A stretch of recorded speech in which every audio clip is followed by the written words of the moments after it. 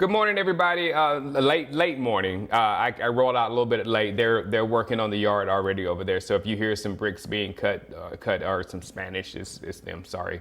I'm going to the airport to pick up my dad today. That's another reason for the new house and then the loss of the man cave. I'm moving my mom and dad out here with us, so I'm very excited about that. Yesterday, I talked up Ryan Fitzpatrick like crazy, saying about his 400-yard games. He can do this, he can do that, blah, blah, blah, to get some fear in us. And shortly, because he was reportedly the starting quarterback for the Dolphins as of right now. But shortly after I uploaded my video, apparently right now ended, and Josh Rosen is now the quarterback for the Miami Dolphins. And I have no clue what we're going to get with that guy. So the best thing I can say is put as much pressure on him as we can to speed up his thinking, to rush his throws and all that kind of stuff, because we know he has the tools. He wouldn't have been drafted that high if he didn't have the arm and couldn't make every throw, yada, all that kind of stuff. But we just can't sit back and give him time to survey the field like we normally do, because we might get something that we're not prepared for. But if we get that pressure on him, speed up his thinking, force mistakes and things of that sort, then it can be a nice, quick, easy day for us. So we're going to need you big time, Marcus Lawrence. We're going to really need you. And we're going to really need Robert Quinn, make them pay for letting you walk out the building. And also, we're going to need my boy Malik Collins. Malik, we need that inside pressure from you, and I think he can do it. So those guys are going to have to really do some damage. Also, shortly after my video, I talked about Taco yesterday. Shortly after the Miami Dolphins signed him, and now he's a fish taco. I really like that one. But I doubt we'll see him at all. That's too quick of a turnaround. So he won't, if we do see him, he won't make much of an impact at all. I doubt we'll see him, though. All I expect is some awkward handshakes after the game with some former teammates. One thing I forgot to mention yesterday, I got kind of mad at you guys. 2 videos ago, I referred to Kellen Moore as Kevin Moore, and then later on, Keelan Moore. And nobody said a word. None of you said nothing.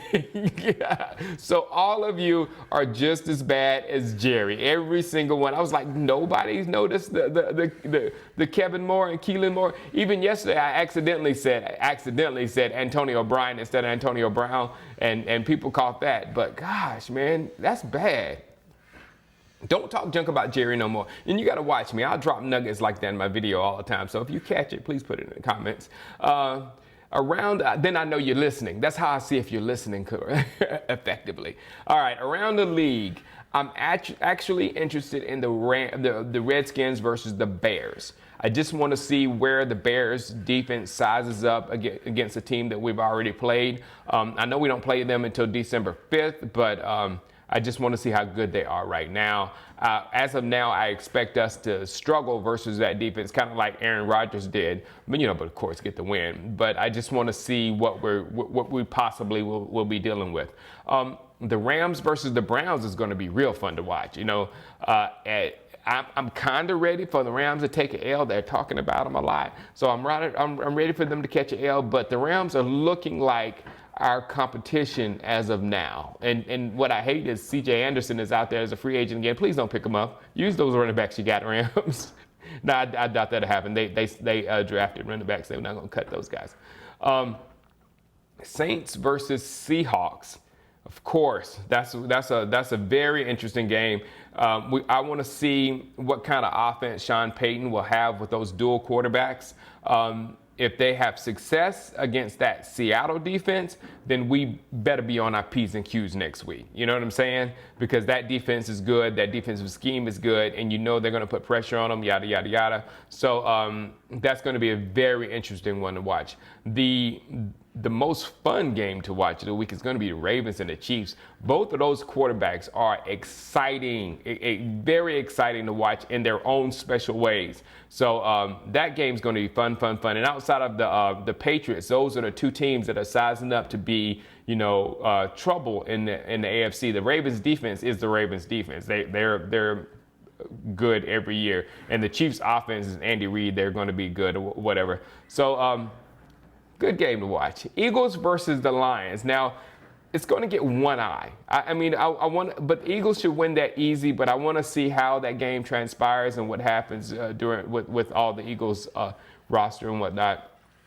The Giants versus the Bucks, that will get half of one eye. You know, I want to keep my eye on the Bucks because I'm a big fan of Bruce Arians. Bruce Arians is my boy. So, and I know that dude can coach. He can coach. He can coach. So I want to see what happens with the Bucks because the Bucks have an opportunity with the Breeze going out and Atlanta just not really being that good. You know, they could sneak, and then Carolina really not being that good and might not have Cam moving forward.